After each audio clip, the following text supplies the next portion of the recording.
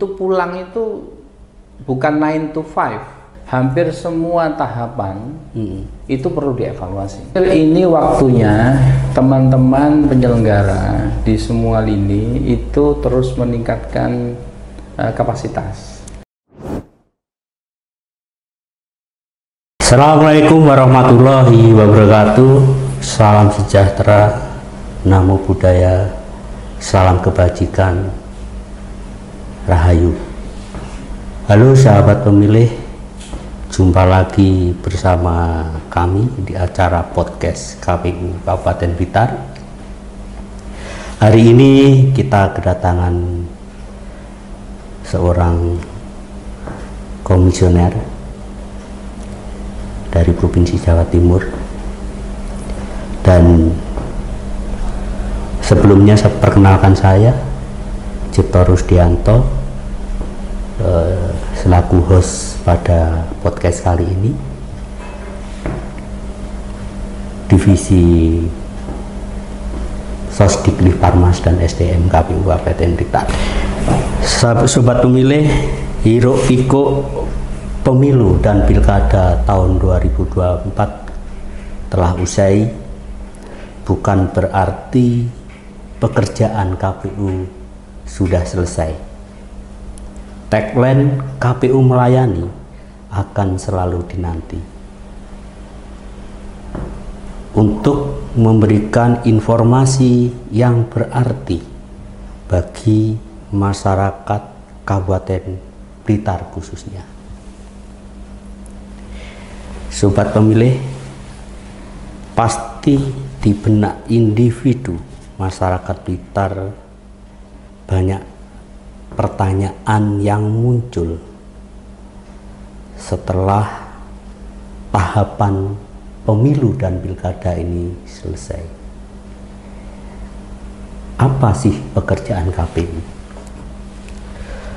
Untuk itu, mari kita bahas markibas terkait dengan diskusi kali ini dengan narasumber yang sangat kompeten. Saya sapa dulu Pak Umam. Selamat pagi menjelang siang. Selamat pagi Pak Cip.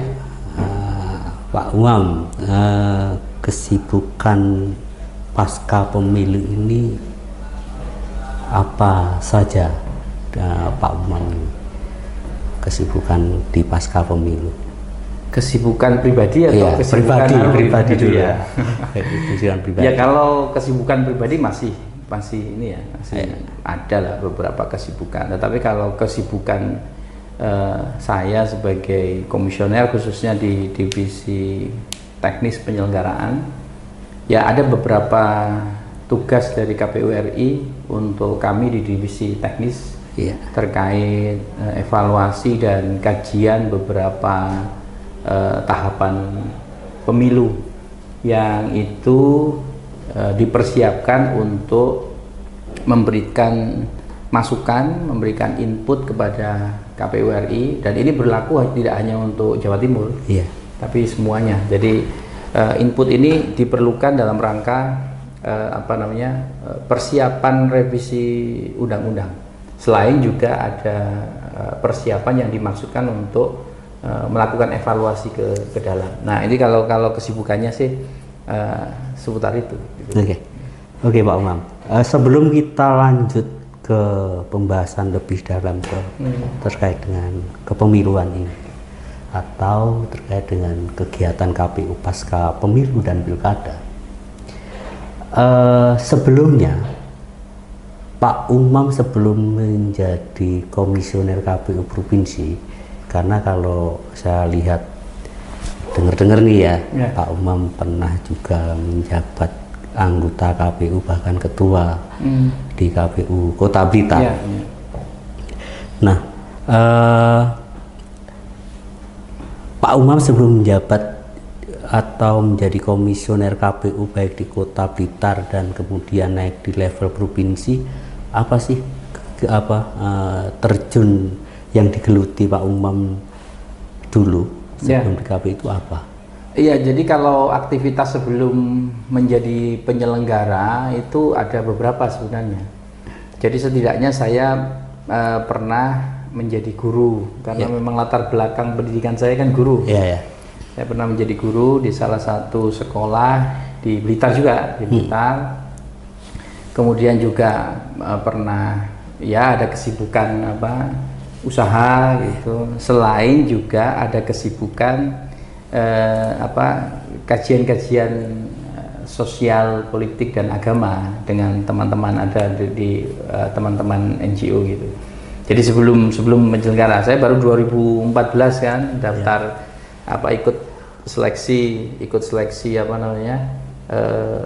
KPU 2009 saya sudah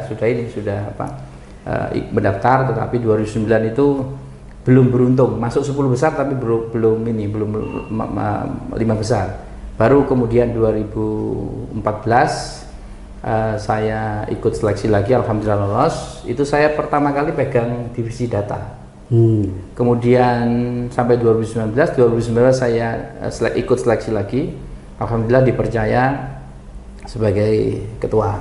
Nah itu kemudian 2024 kita mencoba peruntungan ikut seleksi di provinsi, alhamdulillah kok juga nasibnya agak mujur gitu. Jadi alhamdulillah itu. Artinya Dewi Fortuna ini selalu menang. Nah kira-kira begitu ya. Amin, dan semoga berkah. Amin. Sama dong kalau begitu. Kalau saya dulu juga sebelum di KPU juga pernah mengajar, cuman saya di Bekasi, Pak Umam. Di Bekasi ya kurang lebih 3 tahun di sana. Begini Pak Umam, jadi dalam benak masyarakat Kabupaten Blitar, tidak hanya masyarakat ya, entah itu dari masyarakat, kemudian dari partai politik, kemudian dari lembaga-lembaga masyarakat lainnya, itu sering bertanya-tanya pasca tahapan pemilu dan pilkada 2024 ini, apa sih kerjaan KPU? Apakah hanya ngadumpul, ngantor, duduk, pulang? Nah, gitu. Apa seperti istilah itu? Baru ini? Istilah. Ya, ini saya pikir dari semalam itu, istilah yang tepat untuk podcast kali ini. Yaitu ngadumpul itu ngantor, duduk di kantor, pulang. Apakah seperti itu atau memang ada tugas yang memang menjadi kewajiban KPU dalam hal pelayanan terhadap masyarakat pasca pemilihan kepala daerah dan pemilu tahun 2024? Gitu Pak Imam. Ya, jadi begini, itu sebenarnya pertanyaan lazim dari banyak kalangan, dari banyak masyarakat, bahkan agak stigmatis gitu. Stigmanya itu kan begitu. Jadi KPU itu kerjanya cuman 5 bulan, nah gitu katanya. Tapi digaji 5 tahun. Nah itu stigmanya begitu. Padahal sebenarnya itu stigma itu salah. Sebenarnya KPU itu kalau di masa tahapan pemilu itu setidaknya paling minim itu 2 tahun sebelumnya itu sudah persiapan. Itu sudah persiapan tahapan ya. Belum di persiapan pratahapan. Jadi ada pratahapan, ada tahapan, ada pasca tahapan. Nah, itu yang masyarakat tidak tahu. Belum lagi nanti kita mempersiapkan tahapan pilkada. Jadi begitu. Nah, harus diakui di masa pasca tahapan, selain sengketa-sengketa yang kita hadapi, ya itu memang agak berkurang kesibukannya, memang agak berkurang. Harus diakui bahwa di masa tahapan itu yang hari-hari itu orang atau kita itu pulang itu bukan 9 to 5, bukan jam 9 atau jam 8 pulangnya jam 5, enggak.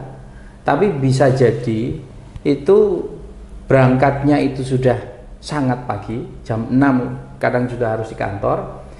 Padahal nanti pulangnya itu bisa jadi tengah malam, tengah pagi bahkan. Yeah. Itu rutinitas itu biasa, dan itu kan tidak banyak diketahui oleh masyarakat secara umum ya. Mereka tahunya ketika penyelenggaraan tahapan itu kapan tahapannya, pemilunya misalnya begitu. Oh, pemilunya misalnya 27 November misalnya, pilkadanya begitu ya. Misalnya 27 November.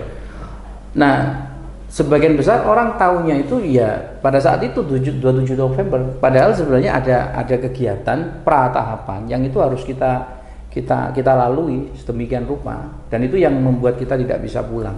Sampai kemudian pasca tahapan itu ada sengketa, ada evaluasi dan lain sebagainya. Nah, pasca itu memang agak berkurang, harus diakui agak berkurang. Nah, tetapi bukan berarti bahwa KPU itu tidak memiliki aktivitas atau pekerjaan yang selama ini menjadi pertanyaan atau stigma masyarakat. Misalnya ini, hari-hari ini ya, yang dianggap agak longgar atau tidak ada pekerjaan itu. KPU itu misalnya di divisi perencanaan data dan informasi. Soal perencanaan itu selalu ini, tiap tahun selalu mereka harus melakukan perencanaan.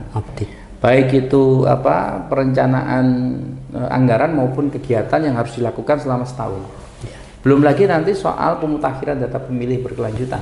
Itu juga dilakukan tiap bulan kan itu. Meskipun nanti proses rekapitulasinya dilakukan per semester kan. Di kabupaten kota itu kan per semester. Tapi kan prosesnya dilakukan tiap bulan. Dan itu membutuhkan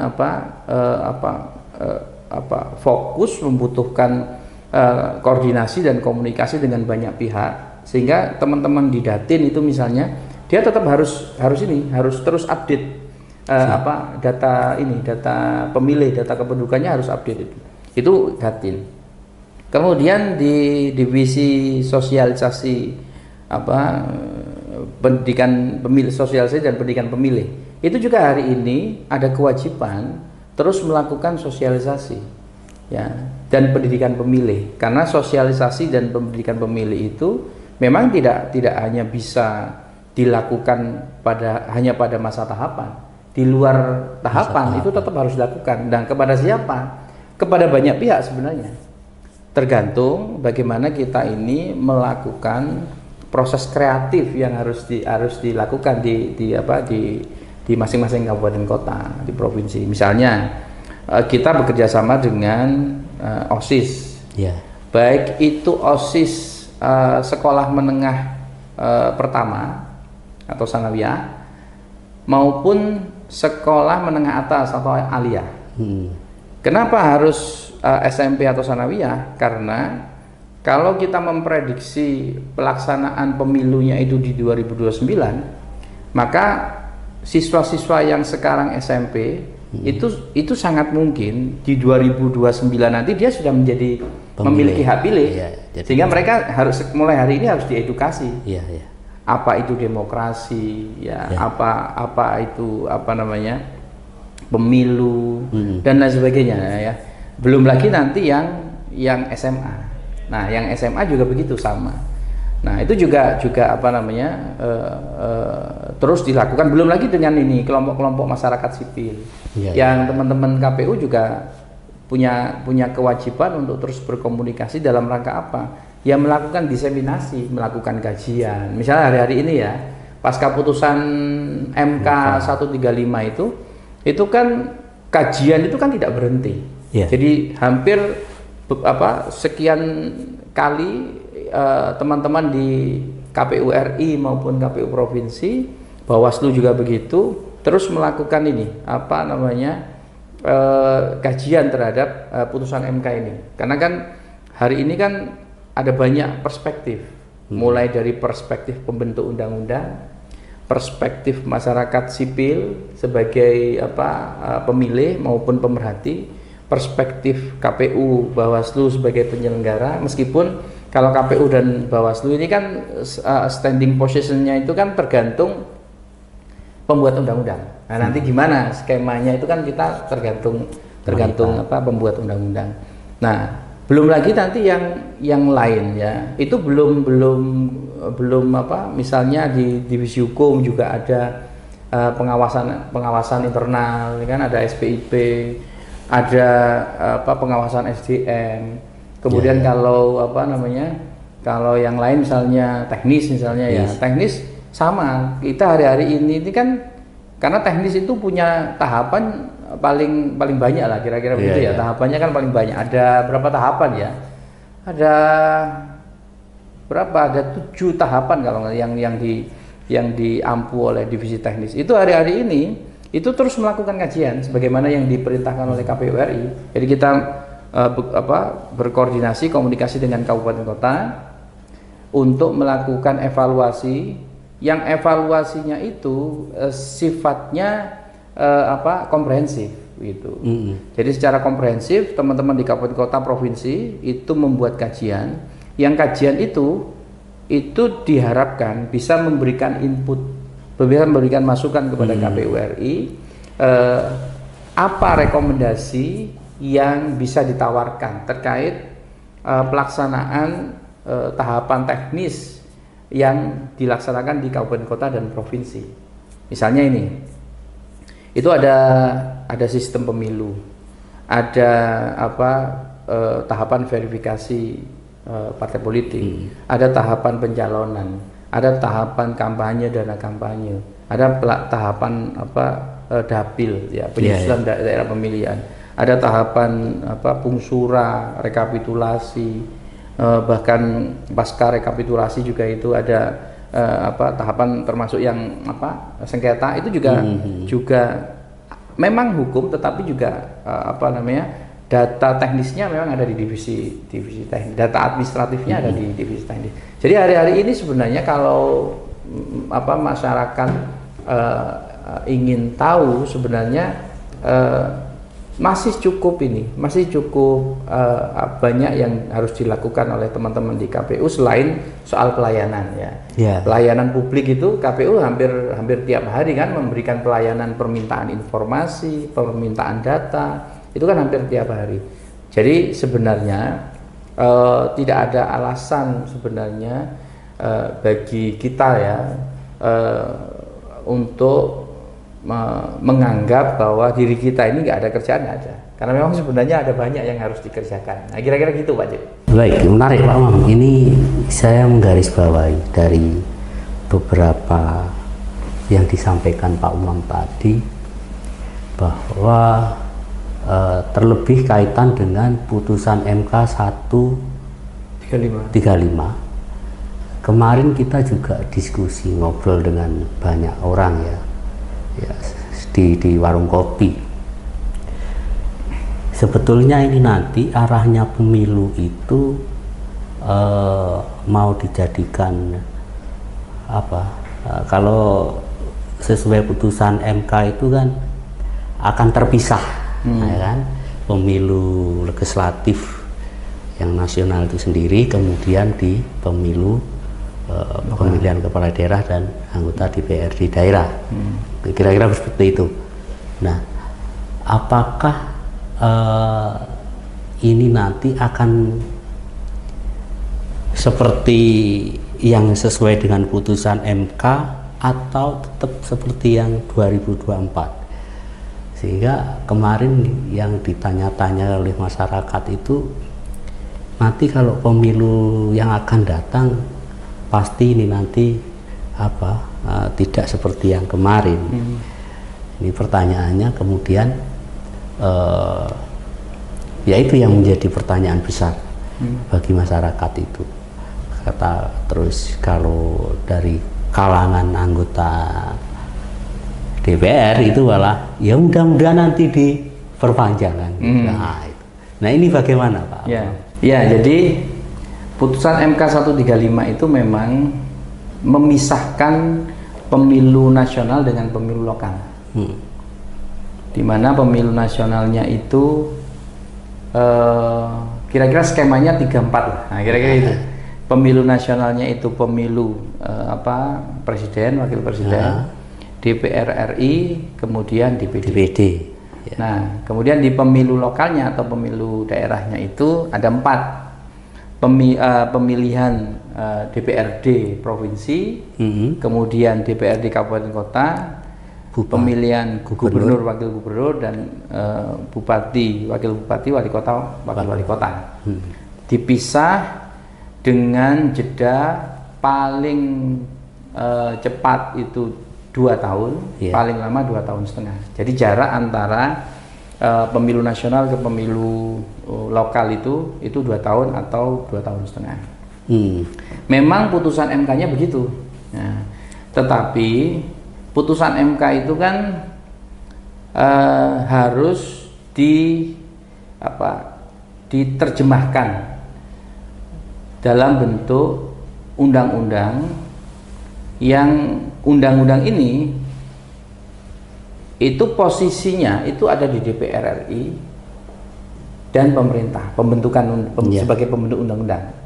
Nah, sementara KPU ini bagaimana? KPU, baik itu KPU RI maupun provinsi, kabupaten kota, ya itu kita sangat bergantung pada pembentuk undang-undang. Jadi kita nggak bisa misalnya ini ditanya ini oleh masyarakat, Pak, besok itu pemilunya dipisah ya? Kita tidak bisa menjawab juga. Jadi saya misalnya ditanya, saya juga nggak bisa menjawab. Kenapa? Karena DPR RI dan pemerintah sebagai pembentuk undang-undang belum memutuskan apakah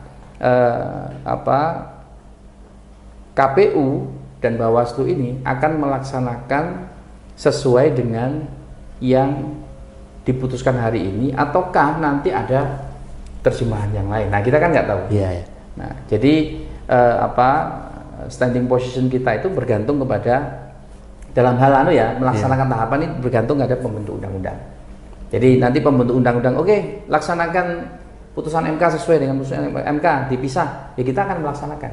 Kalau seandainya ternyata DPR RI dan pemerintah itu punya skema yang lain misalnya, ya sudah, kita berarti melaksanakan apa yang dimaui oleh pembentuk undang-undang. Jadi kira-kira begitu. Sehingga hari ini kalau ditanya kita belum tahu. Artinya bahwa KPU ini ketika menjalankan tugas yang akan datang ya, terkait dengan tahapan pemilu yang akan datang ini, masih menunggu terkait dengan undang-undang yang mungkin nanti akan ada revisi, kemungkinan seperti itu. Dan tentunya ketika masa menunggu ini, kegiatan-kegiatan yang harus dilakukan seperti yang Pak Umam sampaikan tadi, untuk menepis anggapan masyarakat bahwa KPU tadi yang saya katakan ngadumpul tadi itu tidak terjadi, untuk menepis itu. Nah, menariknya lagi ini Pak Umam yang menjadi pertanyaan. Di tahapan pilkada kemarin, apakah di Provinsi Jawa Timur ini ada sengketa, yang mana sengketa ini bisa membatalkan calon dari seseorang atau tidak? Nah, khususnya Jawa Timur, ada berapa sengketa sih untuk pemilu kada kemarin, kalau seingat atau setahu Pak Umam? Ya, di Jawa Timur itu ada beberapa kabupaten kota yang diterima pengajuan sengketanya oleh Mahkamah Konstitusi. Saya agak lupa, sekitar 9 mungkin ya, agak 9. Tetapi dari sekian kabupaten kota yang diajukan sengketanya itu hanya 1 yang kemudian itu dikabulkan untuk dilakukan PSU, itu hanya Magetan. Ada 4 TPS yang dilakukan PSU di Kabupaten Magetan, dan itu sudah terlaksana dengan sangat baik. Jadi alhamdulillah kalau pilkada di Jawa Timur semuanya berjalan dengan lancar. Kalaupun ada sengketa, hanya satu, dan itu pun sudah bisa dilaksanakan dan alhamdulillah tidak ada persoalan. Gini Pak Umam, kembali pada tugas KPU ya. Kalau di PKPU Tata Kerja PKPU nomor 8 2019 dan Undang-Undang 7 2017 itu kan ada banyak tugas KPU provinsi ya kan. Di antaranya ada terkait dengan memantau, supervisi, dan yang paling urgent ini adalah evaluasi. Dari sekian banyak tahapan pemilu dan pilkada 2024 kemarin, evaluasi yang paling urgent dilakukan oleh KPU provinsi terhadap KPU kabupaten kota di Jawa Timur ini terkait tentang evaluasi yang mana Pak Umam, dalam hal ini anggota KPU dan sebagainya. Mungkin yang paling urgent dilakukan evaluasi itu yang apakah teknisnya dan sebagainya, sehingga ini nanti mampu menjawab persoalan-persoalan bahwa yang dikatakan oleh banyak masyarakat, ini pemilu kemarin kurang berkualitas dan sebagainya. Kalau soal mana yang harus dievaluasi, saya pikir hampir semua tahapan itu perlu dievaluasi. Hampir semua tahapan, karena kan evaluasi itu kan menjadi satu kesatuan dalam penyelenggaraan. Jadi tidak bisa kita hanya melakukan perencanaan, kemudian melaksanakan, ya, kemudian tanpa harus melakukan evaluasi, tidak melakukan pengendalian, tidak melakukan evaluasi, tidak mungkin, karena itu satu kesatuan. Jadi kalau ada perencanaan, ada pelaksanaan, ada pengendalian, pasti di akhirnya itu harus ada evaluasi, karena tidak mungkin semua tahapan yang kita laksanakan itu tidak ada persoalan, pasti ada persoalan. Sekecil apapun pasti ada persoalan. Sehingga saya tidak bisa menspesifikasi mana yang paling penting untuk dievaluasi, tapi menurut saya semua tahapan penting untuk dievaluasi. Baik itu misalnya soal pemutakhiran data pemilih, misalnya soal verifikasi partai politik, soal apalagi pencalonan, soal pemungutan suara, rekapitulasi, semuanya layak untuk termasuk pembentukan badan ad hoc segala macam. Saya kira layak untuk dievaluasi. Dan kemarin kan kami di provinsi sudah di masing-masing divisi itu sudah melakukan evaluasi, bahkan kita bentuk dalam bentuk FGD. Ya, kita FGD-kan, kemudian beberapa masukan dari para akademisi, para pakar, itu menjadi rujukan kami untuk kita sampaikan kepada KPU RI agar nanti pelaksanaan di kemudian hari itu catatan-catatan di masa lalu akan kita buka lagi. Oh, ternyata kemarin ada persoalan di sini, sehingga itu nanti harapannya ke depan ketika kita melaksanakan tahapan yang akan datang itu bisa menjadi bahan untuk perbaikan. Nah, jadi itu yang terpenting. Sehingga menurut saya ya hampir semua perlu dievaluasi. Kalau misalnya evaluasi itu kemudian distigma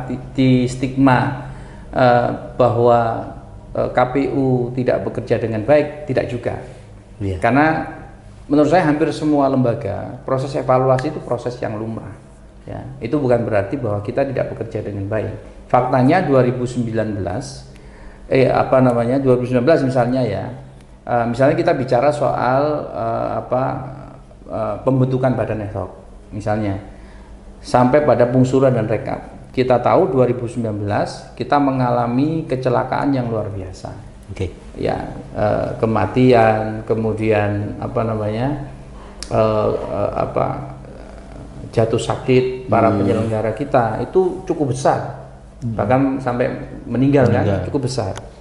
Tapi kemudian 2024 KPU RI melakukan perubahan. Hasil dari mana? Hasil dari evaluasi yang dilakukan di 2019, yang 2024 itu kemudian memunculkan kebijakan, misalnya kebijakan mengurangi jumlah pemilih dalam satu TPS yang tadinya itu 500 sampai 800, kemarin kita ditekan oleh KPU RI menjadi 400 sampai 500, nggak sampai 500. Nah, kemudian rekrutmen badan ad hoc-nya juga dibatasi, usianya, kemudian kesehatannya, itu semuanya dicek untuk mengurangi itu. Kalau kemarin kan 2019 nggak dicek kan, usianya, kemudian dia punya komorbid penyakit atau enggak, itu kan nggak dicek. Tapi kemarin begitu dilakukan seperti itu kan mengurangi, jadi mengurangi kecelakaan yang terjadi di 2019. Nah, itu artinya KPU sebenarnya tidak berdiam diri atas persoalan yang muncul, termasuk 2024. Kemarin persoalannya apa? Saya yakin 2029 persoalan yang muncul di 2024 itu juga akan diselesaikan. Logistik misalnya, belum lagi logistik ya. Logistik 2019 itu kekurangannya banyak ya, banyak. Tapi 2024 kemarin tidak begitu. Ada beberapa kekurangan tapi itu bisa dipenuhi dan di sistem distribusinya jauh lebih baik. Nah, itu faktanya begitu. Itu dari mana? Ya hasil evaluasi. Nah, itu pentingnya evaluasi begitu. Gini Pak Umam, ini dengar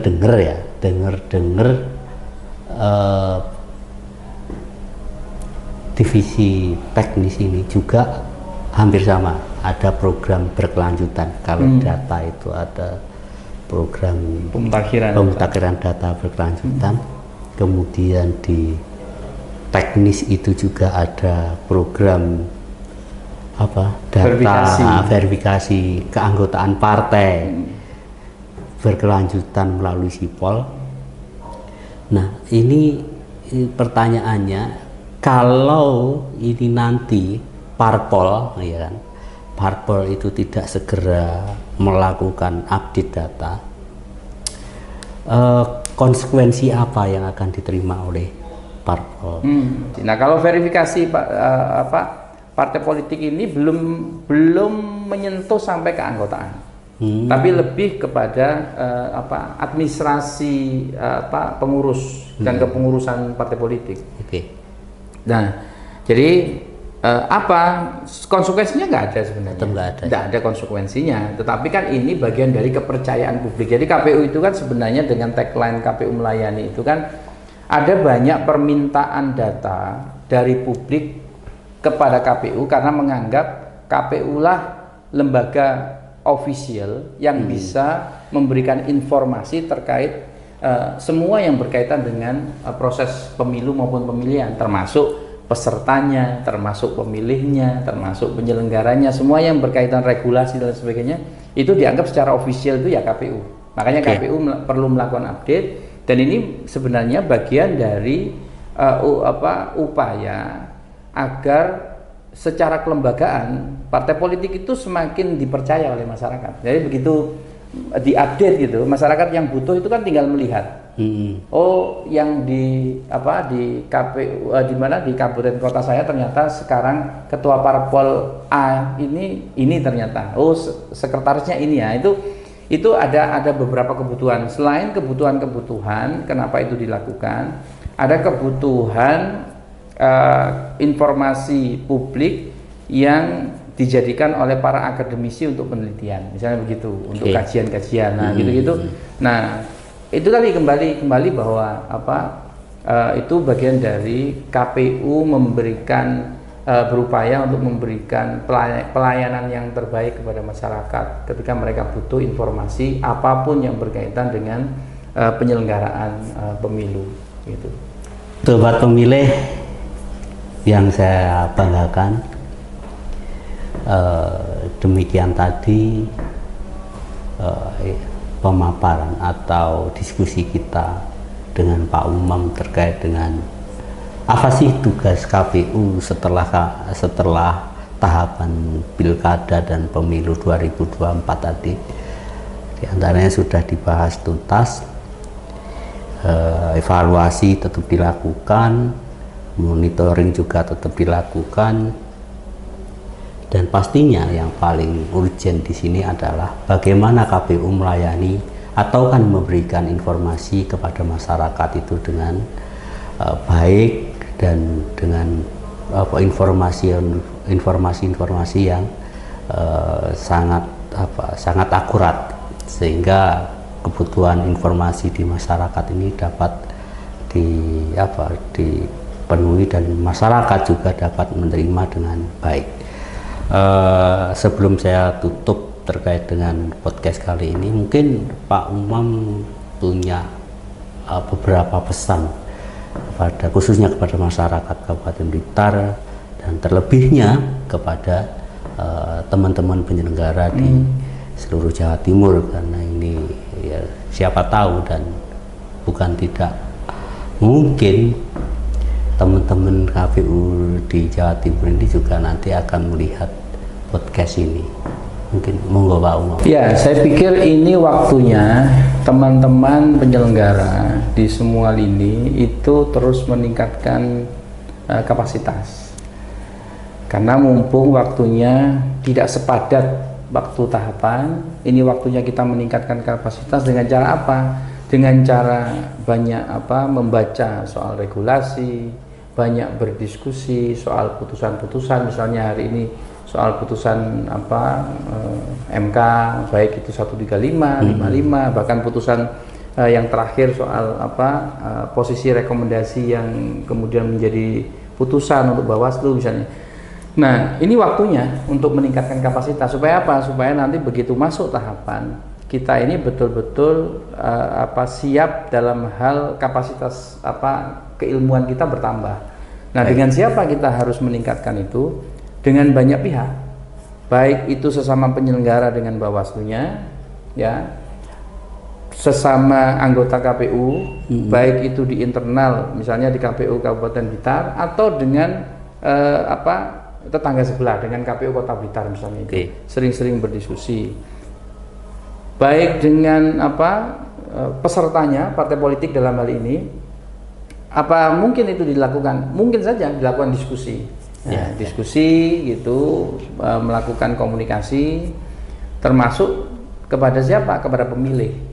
Termasuk kepada pemilih ini ya dalam rangka apa? Dalam rangka kita menerima input positif, masukan positif, kemudian kita memberikan pemahaman, sosialisasi kepada mereka. Jadi pesan saya juga kepada masyarakat secara umum, saya kira perlu membuka diri untuk sering berkomunikasi dengan para penyelenggara.